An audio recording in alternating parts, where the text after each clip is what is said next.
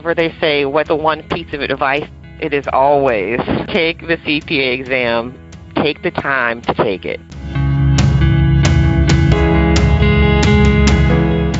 Hello, everyone. Welcome to Life in Accounting. We are a podcast production of WhereAccountants.com. I'm Mark Goldman, a CPA, and your host for this show. Well, we are revisiting the audit career path in this episode, but with a unique twist. We had Crystal Cooke join us from Washington, D.C. for this episode, and we covered quite a bit of territory. Crystal's career has spanned internal audit, Big Four audit roles, and now she works at the Center for Audit Quality there in Washington, D.C. She's had an exceptionally interesting career journey, and we didn't stop there either in the interview. We also got into discussing the future of the profession a little bit in terms of diversity. Diversity is a topic that is near and dear to Crystal's heart, so it made for a great discussion as well. I think you're really going to enjoy this one. If you do enjoy this episode for yourself, please check us out at www.whereaccountantsgo.com. You can find the show notes for this episode, but also all our other 150 plus episodes of Life in Accounting, plus our blogs, plus our publications and books, and even a few tools for employers as well. Once again, you can find that at www.whereaccountantsgo.com. Well, with that, let's go ahead and get started with today's interview. I think you're really going to enjoy this. Here's Crystal Cooke.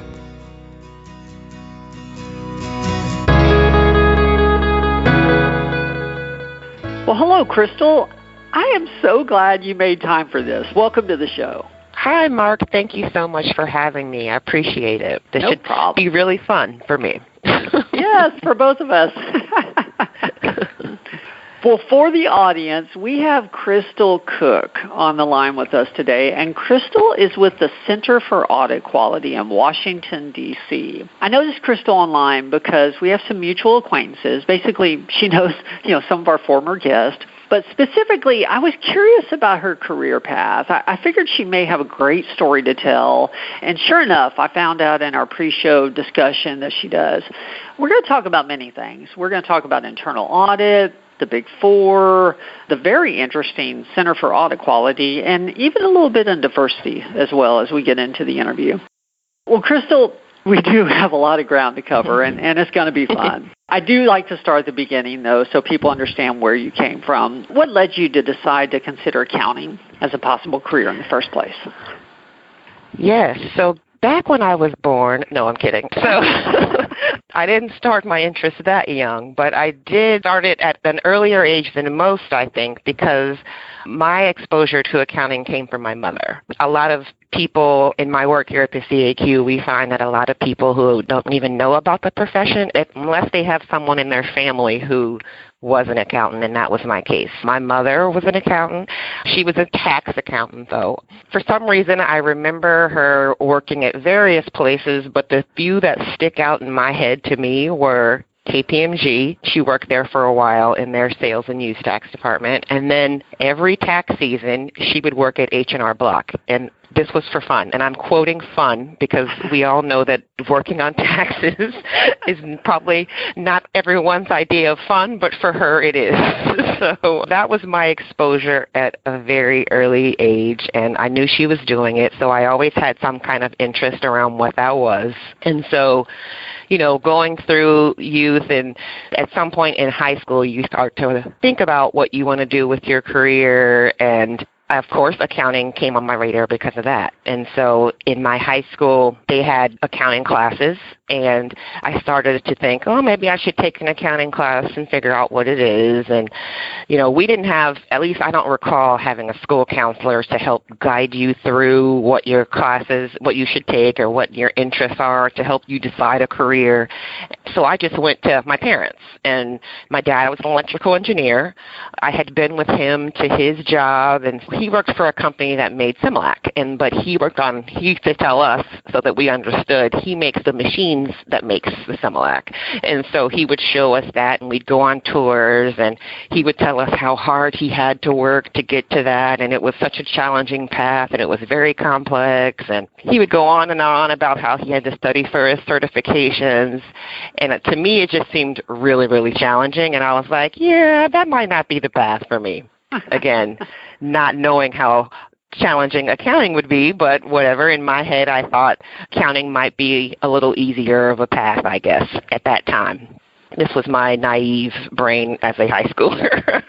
And so I decided to try accounting versus engineering, and my high school had an accounting class, and I went into it and I said, let me see what this is about. And so this accounting class, though, was more basically bookkeeping, and I had no idea this would be nothing to the type of accounting that I would be doing down the road, but I liked it. I liked how the introduction to it did provide a good foundation to what accounting was, and so it clicked for me. I was good at it, and so I thought, hey, I think I found my career. So that was basically my introduction to accounting. I decided to major in it from there, and I started my next path on to college. And I grew up in Ohio.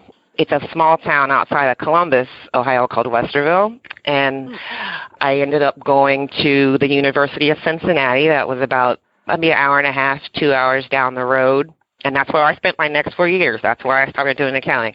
I was fortunate to be a member of the women's basketball team there.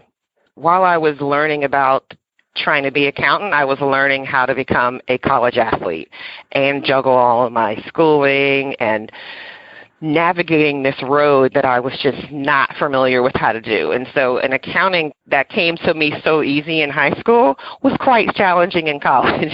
It was very different, and all the different courses, and having to juggle it and be traveling and going to games and all kinds of things like that. So it's so funny that coursework that I thought was going to be so hard for an engineer, I was like, I don't know if I picked the right career because this coursework seems pretty hard as well. But I don't know how. I figured it out. I had to call home a lot, and I was doubting myself, and my parents would, remind me that nothing great in life comes easy, and that you're going to have to work for whatever you do.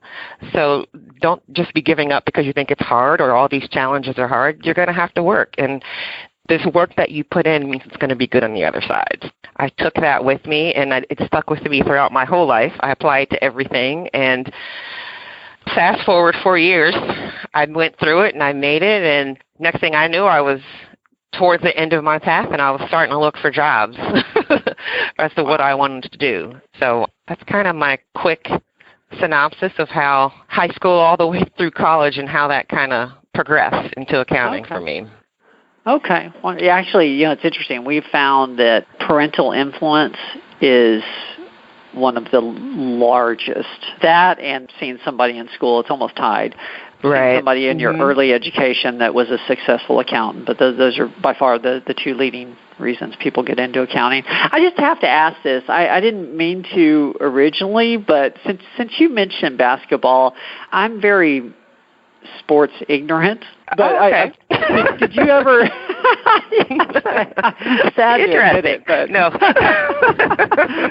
Was it an option, or did you think about doing that post-college as well, or was it just something that you were interested in college? No, I very much wanted to do it post-college, but when I graduated, now you're going to age me on this podcast, but no, when I graduated, the WNBA had just started. It was the very first year, and at that point, you had to try out. Athletes had to try out to be able to make it into the NBA, and only one person from my team got an invitation.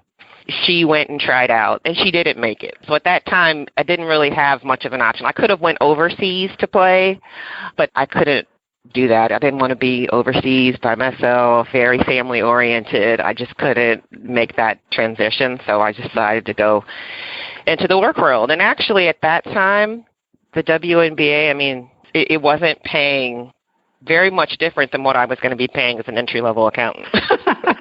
So it had to be something that you loved to be able to do that. And so, I did love it, but I didn't love it enough to make that also being away from all my family and friends. So it didn't work out. So I just ended up playing for fun. I'd find local leagues and things like that to play in. But no, I would have loved to go on and play professionally, but the league was not there yet. So Long-term accounting's easier on your knees and your back. Yes, I was going to say, my knees are probably thankful that I didn't do all of that, because right now they struggle from day to day.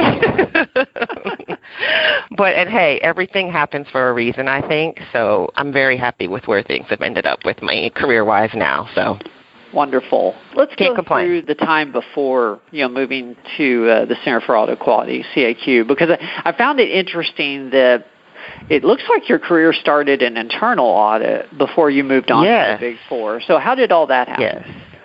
So yes, I took the very non-traditional approach to it. Most students who were looking for jobs at the same time I was, everybody was always talking about Big Four. That's what you need to be doing, or I think at that time it was Big Six, I believe. And you go there, you stay there for 3 years and move on to a company. That was just the thing everybody was saying. I don't know how we all got that in our heads, but that was just what everybody was saying. And just as a side note, I pray that people aren't still saying that now, because after a lot of the experience I've had, I definitely find that there's benefit in staying there longer. And not to jump ahead on my path that I'll talk about later, but I think staying there as long as possible provides the most benefit. So just putting that little 2 cents in before I continue on. So anyway, I felt, because everyone was saying this to me, and I was like, well, to me, it just makes logical sense to skip the Big Four, Big Six altogether and just go straight to the company. So I did that, and so I started at a bank, and it was Fifth Third Bank, and I was working in Cincinnati, downtown Cincinnati, and that was my first job. I was in the internal audit department, and to me, I thought I had made the right decision because everybody who I worked with there had came from one of those big firms. It seemed like they were all there. And I even worked with the external auditors, who I believe might have been Deloitte at the time. I'm not sure. But I would work with them on their audit when they would come to audit the bank every year. So I was like, I'm getting the same exposure. So I definitely made the right decision. So after being there for a few years, I started to get bored. We started to look at the same thing. In internal audit, the audit committee basically decides the areas that you are going to focus on. And so we were looking at a lot of same risky areas that you would expect to look at. And so that's what I did. And it just started to get redundant for me and felt like I was doing a lot of the same things. So this thought, it came into my mind as where maybe I should start looking for something else to do. And at that time, diversity was a concern for Fifth Third Bank, and they wanted to increase diversity in their accounting department. So, which is funny, it's still an issue now, and that was back in 1998. And so they had sent me to a NABA conference. NABA is the National Association of Black Accountants. And so they thought that would be a great place to go to try and recruit some diverse talent into their organization. And so they sent myself, another recruiter, and we went to the conference was in Washington, D.C. at the time. And so we went to Washington, D.C. and set up. And as most people probably know, when you go to conferences, they have these career fairs. And NABA was no different. They had the career fair, and our booth just happened to be set up next to KPMG's booth. And, as I told you, my mother worked at KPMG, so I was all thinking, oh, KPMG. I felt like I already had this connection to them. So I was just talking to them, not thinking about employment, just comfortability in thinking that I had this already relationship with this organization, these people who had no idea who I was. And so we became talking throughout the conference, and they learned my background. And, of course, I told them the story about my mother and all this. And so they were like, are you interested in the job? And I was like, well, maybe I am, because after all of this, I just mentioned that I was starting to get bored. So I thought, what do I have to lose?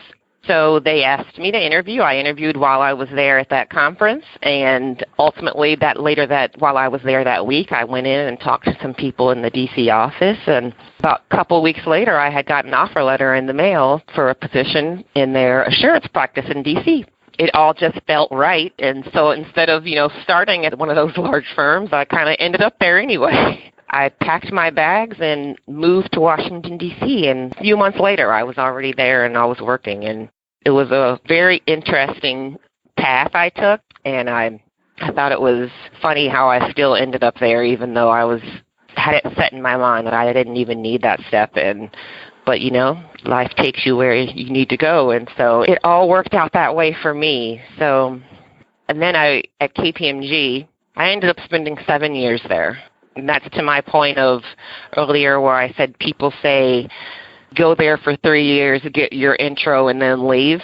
I think I got my best exposure to KPMG after those 3 years. I mean, you learn each year you're there, but I felt like I got so much exposure to different companies and financial statements and seeing different things, and that only happens the longer you are there. And not to mention all the great people you meet. I'm still friends with so many people there, or that I met there, and it's just a exposure that I never thought I would get. And I think that longer you can stay there, it's great. Now, I will say the length of time you can stay there is very dependent on you having your CPA. I didn't mention the CPA in that whole process before, and that was because I never got it. And so that's a very different aspect for someone who is majoring in accounting. I think now, even when I go out and talk to students, I tell them the number one thing you need to focus on when you graduate is getting your CPA. For some reason, I had it in my mind as a graduate, and maybe this is a cultural thing too for me. I think that I needed to graduate, get a job, take care of myself so my parents don't have to keep supporting me. Like, I just felt like that was what I had to do, and that was what I was motivated to do, and that is what I did. And then I said I would start focusing on the CPA exam. That was a challenge, trying to study and work and trying to excel at work and be like this great performer. And even while I was at the bank is when I started studying, and it was just, for me, it was too much juggling. And if I had to do it all over again, I would definitely go back, graduate, take a year. I mean, now it's different because students have to have a 5th year of schooling anyway. But if I could have done it again, and I tell this to students, take the CPA exam in your 5th year if you can. Figure out a way. I would have probably went back and got a part-time job because I also needed the money to pay for the exam. Like, I don't have any money. I just graduated, so I needed to get money to pay for it, to pay for the prep courses. So you still probably have to work some kind of way, maybe get a part-time job. Who knows, drive Uber. You can do whatever you can do these days. But that's my one thing that I tell people, just focus on that before life gets started. Do that. That's probably my biggest regret that I have, is not doing that. Fortunately, I say I'm blessed that my path worked out anyway. It did not hinder me, but I always want students to know that you don't want a reason for someone to be able to tell you, no, you can't do it. And that's what I had. And so I left KPMG on my own. They didn't make me leave, but I just felt as though it's just how the rules are. Without it, I would have only gone as far as you can't even make manager without your CPA. But like I said, even without it, my exposure has been really good.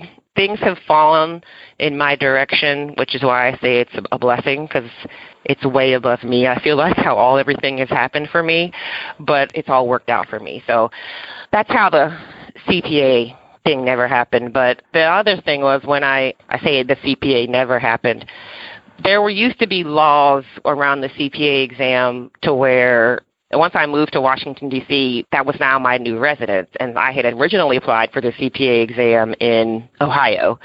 And so I think the rule was, once you're gone, you have 6 months for all your credits to count to pass the exam, something like that. And or else you had to start your process over in the state where you lived or where you moved to. In Ohio at the time, they didn't have 150 hours yet.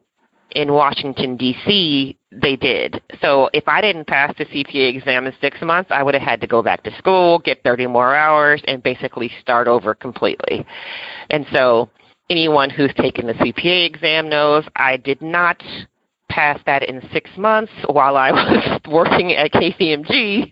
And so that window of opportunity kind of passed, and I just kind of let it go. But fortunately for me, the CAQ then came across my lap. So I really appreciate you being so open about that. It's such a common feeling to get out of school and feel like, I'm done. I just want to get my life started. I know this is important. I'll do it later. And we all know the longer time that goes, the harder it gets. But it's important for people to hear that. I talk to students all the time, and that is the one message. I get it whenever they say, what's the one piece of advice that you would give us? It is always take the CPA exam, take the time to take it. If you have to move home, do it. Just kind of get that piece of your life over and done with, and then you can move on. I'm very open about sharing that story. If somebody else can learn from it and not do what I did and cause so much strife, then it's a success for me. You started to talk about the Center for Audit Quality, and let's definitely get into that, because I suspect for many of us, me included, that we've heard of it, but we really don't know what the Center for Audit Quality does or what role it plays. So, educate us a little bit in that area. And what's your role specifically? The Center for Audit Quality is based out of Washington, D.C. When I moved here and I was at KPMG and I was reaching that manager track, I probably would have been a manager if I had my CPA, but I wasn't, so I was probably a senior plus, whatever that is. And so I started to think, I probably need to figure out what my next steps are if I'm not going to be a senior for life.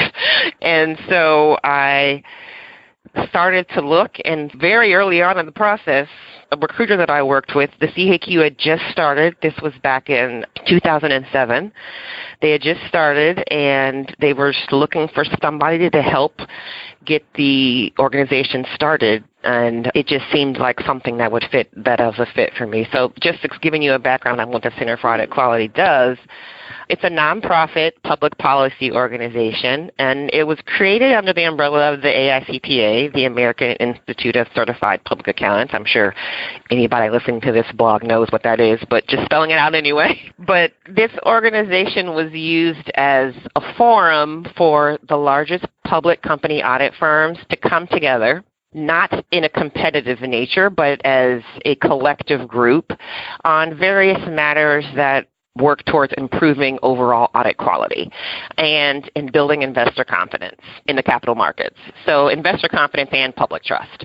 It's a member-based organization, and a good portion of the staff here support those member firms in various capacities. We work with the PCAOB and SEC a lot on different requests for comments and things like that. They come out, and if there's any kind of new regulations that they want the firms to incorporate or for their companies, they will sometimes come to us to see what the profession thinks about those kind of things. There's just different little aspects that the CAQ does. I was brought on to support the executive director in the governance of the CAQ. So our governing board is ran by the largest 8 accounting firms, the CEOs of those firms, as well as the CEO of the AICPA, and then we have 3 public board members. One provides a regulatory perspective, one provides an academic perspective, and one is an audit committee chair. And so those complements all help to provide thought around the components of a good audit and how to provide good quality audits. And so the CAQ needed someone to help run those governing board meetings. And they wanted someone who came from the accounting world and knew the lingo, knew what they were talking about, knew the subject matter to be able to properly support them.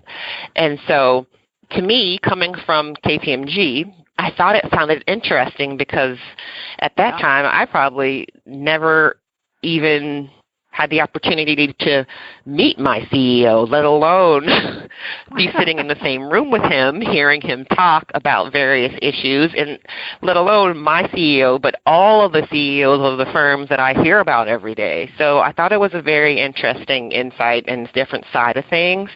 And so I took a leap and came over here to help in that area. And so it started out as a position where I was kind of a corporate secretary type, managing the board and developing all of the different governance protocols and things with the executive director that we should be doing. But then the position evolved, and I began to support our Financial Oversight Committee, which is a subcommittee of our governing board. And now our operations are pretty much supported by the AICPA, but we do have to manage our own financials.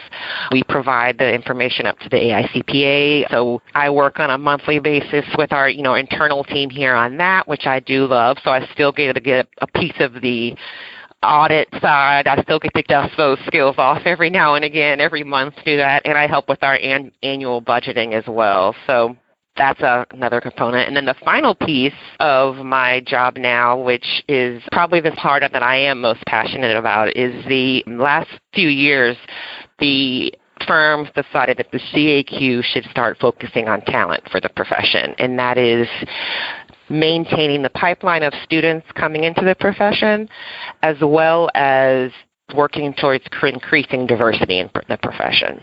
And my particular focus has been working with the different diverse programs and trying to find underrepresented audiences to, as the point we spoke to earlier, we said that a lot of students don't even know about accounting unless they know someone in their family who was an accountant. And if you don't know someone, you never will even get exposure to the career, maybe until you're in college, and that might be too late because now we're competing with everything else that you can try and figure out what you want to do. So my talent piece here is I go around and I speak to students. A lot of my time is speaking to students, speaking to counselors, speaking to academics, educating, telling them about the career, providing them with tools and resources that they can use to introduce the career. It's just bringing awareness and education around it. And I just feel like all the benefits that I've got from this career, even without my CPA exam. Now, I'm never going to encourage anyone not to get their CPA exam because I do think it's important, or do get their CPA. I also feel the foundation that you get from this career, anyone who wants to be in business or maybe they want to own their own business, or most things you do in life are going to have some kind of financial aspect of it. And so just having this information as your basis is just extremely helpful. And it's never going to hurt you to have it. It's gotten me here, and I didn't even get the CPA, but that just tells you how important and how useful the knowledge is. That's kind of how I got here, and I try and share that message with as many people as I know, especially diverse audiences, just because this could be their ticket as well. It's not because they're not, smart enough, or it's just they don't know about it. And so if we could just put it on the radar, we could maybe change what the rooms look like and the different audit teams. And when I was at KPMG, a lot of the times I was one of very few, and when I say one, I'm quoting again as if you can see me, but one woman, one person of color, one whatever, that needs to change, and that's what I want to hope that the CAQ can have a part in changing. And so I just fortunate enough that one of my passions I get paid to do at work. It just kind of all works out. I do tell people I feel like almost that this job was made for me because there's not really a job where you can combine talent and governance. It's not really a position. It's like usually they're kind of separate. And even when you're in talent, there's several layers to talent versus there's diversity, there could be recruiting, there could be, but I get all of it wrapped up into one here. So, and I do love the governance piece and being able to stay abreast of all the accounting issues and meeting these CEOs and C-suite professionals that you do get exposure to some C-suite professionals, but it's your clients, not your firms, right? So to me, it's just a win all the way around. I know you mentioned this to me before, and I'm sorry, I don't remember, but about how large is the team at the CAQ? Because you do have a lot of variety in your job. I'm just curious. Yes, we aren't that big at all. I believe we have, my team here will probably be mad that I don't know this, but I think it's 25 to 30 people here. We're all mostly based out of Washington, D.C., and then we have one person who has outlived all of us, and she has been with the AICPA before we had the CAQ. And so she's always been based out of New York, and she's up there, but she helps with the member side of things, the smaller firms. Our firms range from little guys all the way up to, the big four, and she helps monitor some of the smaller ones and help them get the information that they need as well. But we're pretty small but mighty, though. is what we like to say. You do sound like you have a really interesting job. I mean, you mentioned sort of like corporate secretary, but I heard some things that are sort of like corporate treasurer as well, and then you're in the talent space. And yes, it's so much variety. Wow. You really can do almost anything with a background in accounting. So yes, I honestly feel that way. Yep. That's cool. Well, there's 3 questions I end every podcast with, but I want to make sure we cover everything in the diversity area that you'd like to cover. You mentioned your career in the 90s, I think it was, and how, diversity was being discussed, at that time as well. What do you feel like we're maybe doing better than we used to in the accounting profession? And then where do you see that we still need to continue to improve? I've learned that changing diversity is a long-term process. As I said, we're working with high schoolers, right? So we won't see that for another 10 years if we made an impact, right? So I think the firms are doing a lot of things that I think weren't doing back when I was, well, frankly, even when I was in the firms. But even prior to that, I know that they have different culture activities they're all doing now to help, people understand various cultures outside of theirs. They're doing a lot of unconscious bias training. We all do things that we don't even realize that we're doing. They're having more open conversations. I think once they get the diverse professionals in there, they're doing all these things to help keep them there and to make them feel comfortable. And I think that's very important. I know that when I was there, I've just kind of gotten myself used to being the only one in the room. That's just how it's always been, and that's just how the profession was. And it is evolving, and I can see that the firms are now starting to recognize that person that is the one in the room might need some different exposure or a different type of understanding from others as to how they might, compassion is the word that I'm trying to find. And so they are trying to do things so that the other people in the room understand how that one person might feel, and vice versa. And so I think a lot of things like that is being done. I know I told you how the CAQ is doing a bunch of working on educating. I know the firms are all doing that kind of stuff too. And that's also why they've tasked us with doing it, is because they know that something needs to be done. We do a lot of work with high schools. We have organization, it's called the National Academy Foundation, and they work with students in underrepresented areas to provide them with information on various career paths just to kind of give them exposure. And so we've teamed up with them to put public company audit as one of the career paths that they get to learn about. And so the firms hold these sessions with them where they invite, it's like a field trip. They go to the firm and they get to learn about what the profession is like and, what they would do. They get to do a little mock inventory count. It's just a kind of day of exposure, and the firms are all committed to doing that as well. Everyone is doing little things to help move the needle on this, but for some reason it's still a slow thing that is moving. It is improving, but it's slowly improving. So I think it's just finding something or whatever that it is that we can all do that's more scalable, that we can, make a bigger impact. And that's kind of what the CAQ is trying to figure out.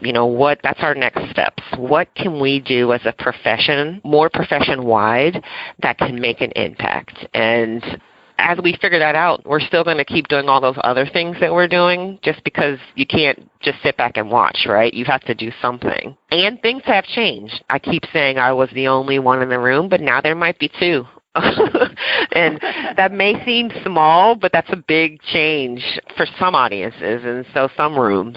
Growth, as small as it is, may not be where we want it, but it's still growth. So as long as we all keep fighting in the right direction, I think we'll eventually see change, but it just is unfortunately taking a little longer than we had hoped. But we all have the same goal and the same motivation, so one day hopefully we will be able to see the fruits of all of our labor. Wonderful. And by the way, I think use of the word compassion is very appropriate. Yeah, good choice of words. Thank you. I do end every podcast with the same 3 questions. And the first one's usually the easiest. From a career perspective, what's been your proudest moment? I don't know if it's my proudest moment, but I will say one of the proud moments is when I'm working with the students and sharing information on, what this career is like, and they come up to me and they say, oh my gosh, this sounds so cool. I would really want to learn more about this. I had no idea this was even out there, and I'm going to look into this. Those kind of messages makes me feel like it was worth it. Even if they don't go into it, they now know what it is, and just knowledge is power, right? And so they can at least take that back and consider it.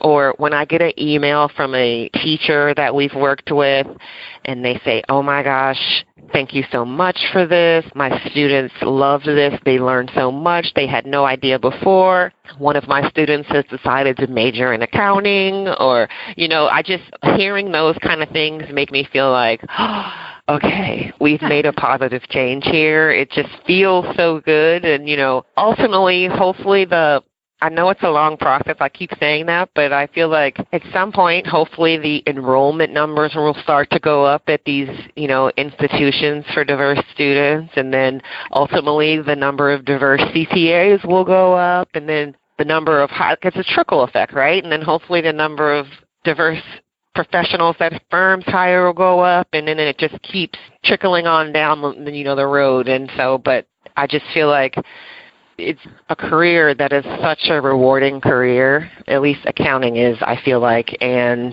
I just want as many people, any diverse, underrepresented people, I guess, is to know about it so that they can start changing their lives and giving themselves a better outcome and giving themselves a better chance to be successful. Making a difference, one step at a time, a little bit at a time. Yeah. Well, second question, tell us about a lesson you learned the hard way. And the more you can tell us about the details, the better, of course, because that's how we learn. I think it's pretty clear that my lesson is my CPA exam. Good point. But I think the overall lesson, though, in that is don't get ahead of yourself.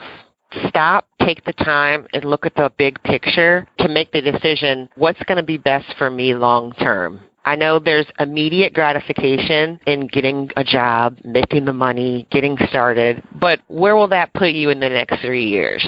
Or where will that put you in the next 5 years? And what path is the best path for you to take so that you are successful, the most successful in the next 5 years? And what are you doing to make that road the easy road versus the bumpy road? And so I try to step back and look at anything that I undertake, like, okay, is this decision the right decision for me in the next 5 years versus what will it bring me right now? So like I said with the CPA exam, if I could do it all over again, I would graduate. I would probably move back home, as painful as that probably would have been for probably my parents and myself. I would have moved back home, and I would have just focused on studying. And I would have gotten maybe a part-time job and just focused on studying, getting those exams out of the way before life got too much in the way. Of course, the path I took, I started working. I thought I was having a great time. I was making money. I was going out with colleagues and doing all these things, but they all had their CPA. So when it came time to get to that part where, we came to a fork in the road where you either went on in the firm or you didn't, that became a challenge for me because I took a different path. And so if I could go back, I would do that over again. Who knows? I could very well end up where I am now, but that would have been my choice versus something that I had to do because of the cards I dealt myself. So that's probably the overall lesson I got from that whole situation. And clearly, it sticks with me because that was, I'm not even going to say how many years ago. I already gave a year, so people can do the math. But So true. That's funny. I think if you ask any accounting graduate, is it better to invest for the short term or the long term? I mean, the majority are going to say long term, right? But when we apply that to our own lives, and then right, we invest the time now, we become it's a lot harder. So absolutely, it's a hard thing to do. It's the whole, things are going to get ugly before they get better type thing. Yeah. Like you got to put in the work first before you start seeing the fruits of your labor. So it's like, don't expect your fruit to come without doing any work for it. So I didn't get that then, obviously. Do get it now. Now I have a couple of kids, and life is really crazy, but maybe one day I'll find the time to go back and try and get it. Who knows what lies ahead? Well, last question, and then we'll go ahead and shut it down.